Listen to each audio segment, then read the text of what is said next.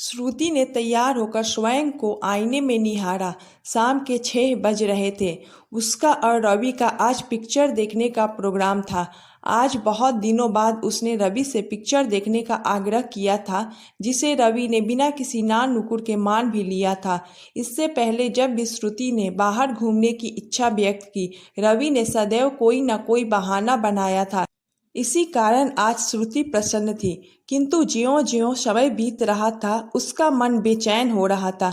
7 बजते-बजते श्रुति का मन क्रोध से भर उठा, लेकिन क्या फायदा? यह कोई पहला अवसर नहीं था जब रवि ने उसकी खुशियों का गला घोटा था।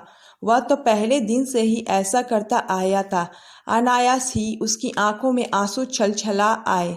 हृदय की वेदना काव्य की चंद पंक्तियों के रूप में कागज पर उतर आई। श्रुति ने सोचा क्यों ना वह इन पंक्तियों को संजय को पढ़वाए। उसने तुरंत इंटरनेट खोला। संयोग से उसे संजय ऑनलाइन मिल गया। उसने वे पंक्तियां संजय को लिख भेजी। संजय का मन उन्हें पढ़कर अभिभूत हो उठा। उस दिन चैटिंग के दौरान श्रुति ने जाना उसकी भांति संजय भी अकेला और दुखी था। इससे पहले कि श्रुति उसके दुख का कारण पूछती, संजय ने उससे विदा ले ली। थोड़ी देर बाद कॉल बेल बजी। उसने दरवाजा खोला। रवि को आया देख वह अपने कमरे में आ गई। पूछोगी नहीं आने में देर क्यों हुई? रवि ने उसके पीछे आते हुए कहा। इसमें पूछने की कौन सी बात है? हमेशा की भांति ऑफिस में आवश्यक काम आ गया होगा, श्रुति तल्खी से बोली। रात में वह कमरे में आई तो देखा रवि निश्चिंत होकर सो रहा था। उसने उसे मनाने का तनिक भी प्रयास नहीं किया था। उसने लेटे लेटे गौर से रवि को देखा। नितांत अपना होते हुए भी वह उसका अपना नहीं था। कहने को उसके विवाह को सिर्फ 4 माह बीते थे, किंतु ये 4 माह उसे एक युग के समान लगे थे। सतरंगी सपनों से बोझिल पलके और हृदय कमल पर झिलमिलाते ओसकन लिए जब वह पहली रात रवि के सानिध्य में आई थी, तो उसकी तटस्थता और बेरुखी के कठोर धरातल से टकराकर सतरंगी स्वप्न चूर चूर हो गए थे। मरुभूमि पर गिरकर ओसकन सूख गए थे। वह चाहती थी कि पूछे रवि से क्यों वह इतना बुझा बुझा और नीरस रहता है, पर संकोचवश कुछ भी ना पूछ सकी। नवविवाहित जोड़े की तरह ना हंसी ठिठोली, ना मान मनुहार और ना घूमना फिरना, मात्र पति धर्म की औपचारिकता ही पूरी करता रहा रवि उसके साथ। कुछ दिनों बाद उसकी ननद अनु आई थी। उससे इतना पता चला था कि रवि बहुत मुश्किल से इस विवाह के लिए राजी हुआ था।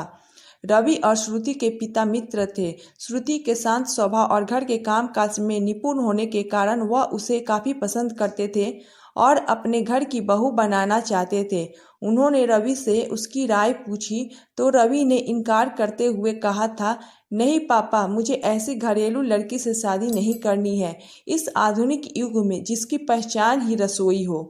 तुम कहना क्या चाहते हो? श्रुति पढ़ी लिखी नहीं है? साहबजादे एमए करने के पश्चात उसने इसी साल जर्नलिज्म में डिप्लोमा किया है। किया होगा पापा, किंतु लगती वह एकदम घरेलू है। साथ ही रंग भी उसका सांवला है।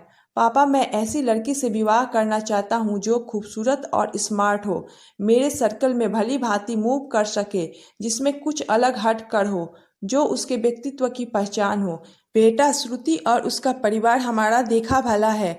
वह हमारे परिवार में आसानी से घुल मिल जाएगी और तुम्हारे अनुरूप ढल भी जाएगी, रवि की मम्मी ने समझाया था। घर वालों के अत्यधिक जोर देने पर रवि ने विवाह तो कर लिया था, किंतु वह अभी तक मन से श्रुति को स्वीकार नहीं कर पाया था। इसी कारण वह उसके साथ कहीं आता जाता भी नहीं था। श्रुति रवि को प्रसन्न रखने का, अपनी ओर आकर्षित करने का भरसक प्रयास करती, किंतु उसके सारे प्रयास विफल थे। वह नहीं समझ पा रही थी आखिर उसे किस कसूर की सजा मिल रही है। उसकी कोई फ्रेंड भी नहीं थी जिससे वो अपना दर्द कह सकती। रवि के ऑफिस जाने के पश्चात वह इंटरनेट खोलकर बैठ जाती थी।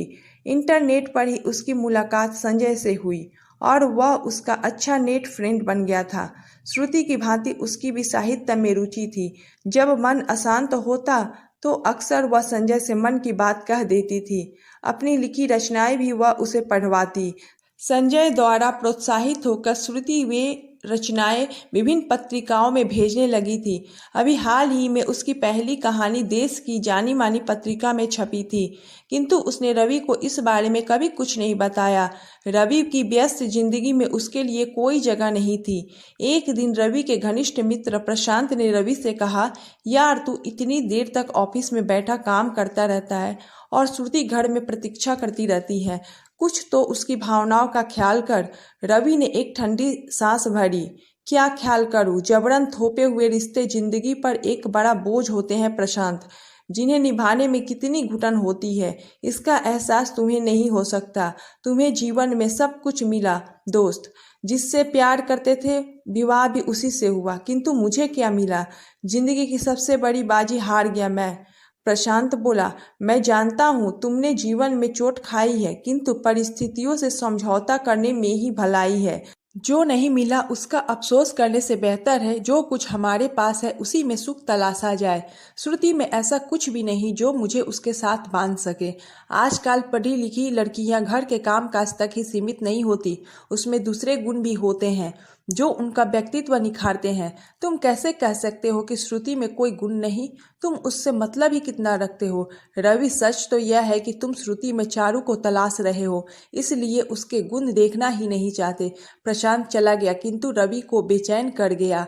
उसने कार स्टार्ट की और घर की ओर चल पड़ा। उसके हाथ स्टीयरिंग घुमा रहे थे, किंतु दिमाग में विचारों का झंझावत चल रहा था। रह रहकर गुजरे पल याद आ रहे थे।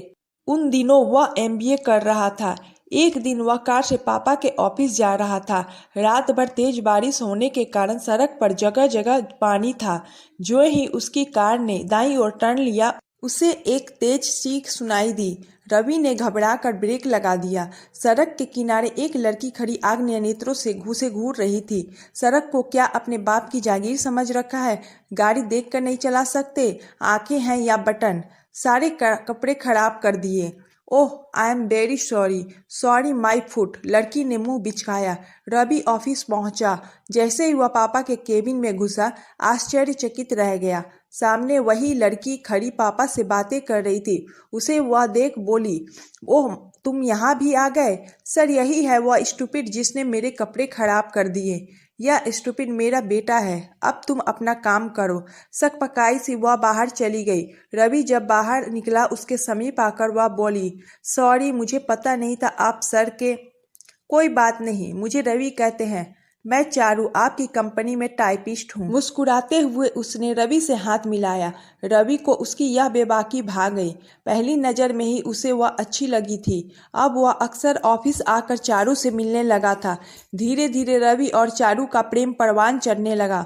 मुलाकातों का सिलसिला इतना बढ़ गया कि बात रवि के पापा के कानों तक पहुंची। उन्होंने कहा, सुना है आजकल तुम चारू के साथ घूमते फिरते हो। देखो बेटा, चारू अच्छी लड़की नहीं है। तुमसे पहले भी ऑफिस के कई लड़कों के साथ उसका नाम जुड़ चुका है।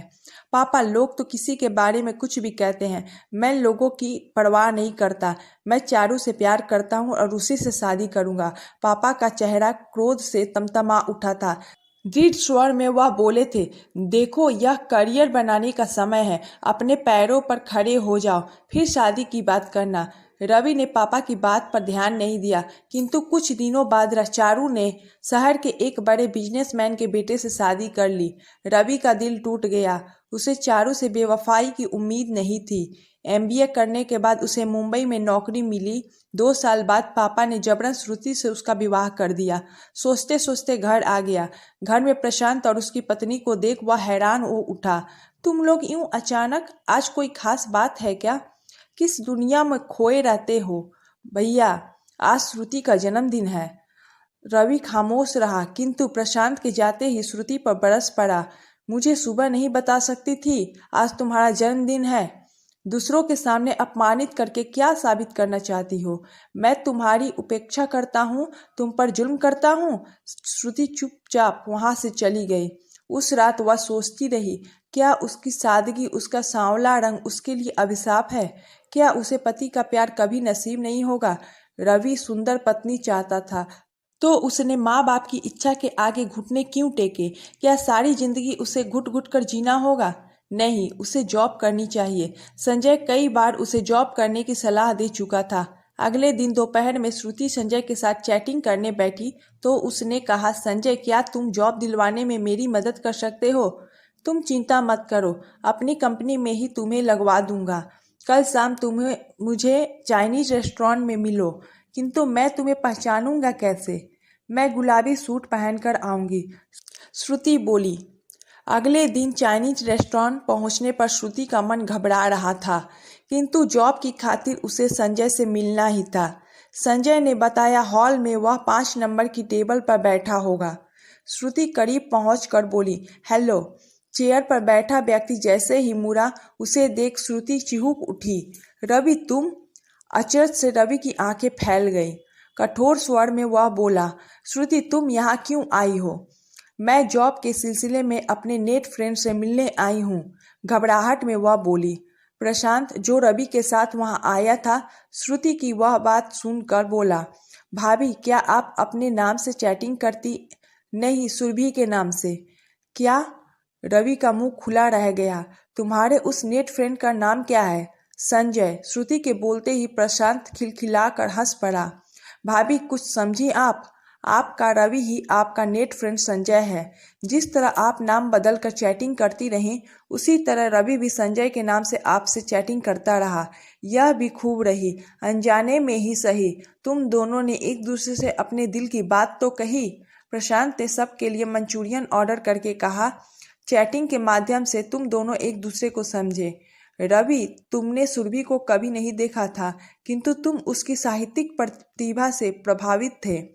विवाह के बाद तुमने श्रुति पर ध्यान दिया होता तो तुम्हें ये गुण पहले ही दिखाई दे जाते। और श्रुति, तुम्हें भी पता चल गया ना कि तुम्हारा पति इतना नीरस नहीं। कुछ देर बाद दोनों घर लौटे। घर आकर दोनों खामोश थे। रवि को लग रहा था उसने श्रुति को उपेक्षित करके कितनी बड़ी भूल की। उसका अवचेतन मन आज तक श्रुति में चारू को तलाश रहा था, किंतु आज उसकी नज़रों में सुंदरता की परिभाषा बदल चुकी थी। उसने गौर से श्रुति की तरफ देखा। गुलाबी सूट में उसका सांवला रूप और भी निखर गया था। चैटिंग के माध्यम से उसने श्रुति के मन की था पा ली थी। उसके विचार कितने सुलझे हुए थे, सोच कितनी परिपक्व थी। अब तक वह सोचता था कितना पाषाण हृदय होगा वह व्यक्ति जो इतनी अच्छी लड़की की उपेक्षा करता था। अब यह जानकर कि वह पाषाण व्यक्ति वह स्वयं था, उसे स्वयं पर ग्लानि हो रही थी। रात में रवि कमरे में आया। श्रुति एक पत्रिका के पन्ने पलट रही थी। मन की भावनाओं पर काबू पाते हुए बोला, श्रुति मैं तुम्हें बहुत सीधी सादी समझता था। तुम्हें पता नहीं था कि मैं ही संजय हूँ। विवाहित होते हुए भी एक अनजान लड़के से चैटिंग करके अपने मन का हाल कहती रही, यहाँ तक कि उससे रेस्टोरेंट में मिलने भी चल दी। श्रुति का चेहरा क्रोध से तमतमा उठा। वह बोली, बस रवि, बहुत हो चुका, अब मैं और सहन नहीं कर सकती। तुम भी तो विवाहित हो, तुम्हें भी पता नहीं था मैं सुरभि हूँ। फिर तुम क्यों चैटिंग करते रहे? क्या सिर्फ इसलिए कि तुम पुरुष हो, तुम्हारे लिए सब सही है और मैं औरत हूँ इसलिए मेरे लिए सब गलत? नहीं रवि, मैं कल ही तुम्हारे पापा मम्मी से पूछूंगी तुमसे विवाह करवा कर उन्होंने मेरी जिंदगी क्यों खराब की। अचानक रवि मुस्कुरा दिया। स्नेह से श्रुति के हाथ थाम कर बोला, श्रुति मुझे माफ कर दो, मैं यही देखना चाहता था इतने गुणों के अलावा तुम में फाइटिंग स्पिरिट है या नहीं, जो हर लड़की में होनी चाहिए। श्रुति आश्चर्य से रवि को देखने लगी। रवि ने श्रुति को गले से लगा लिया।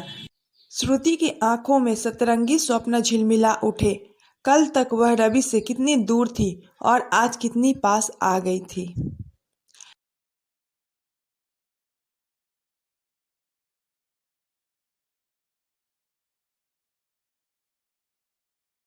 Please like and subscribe my channel.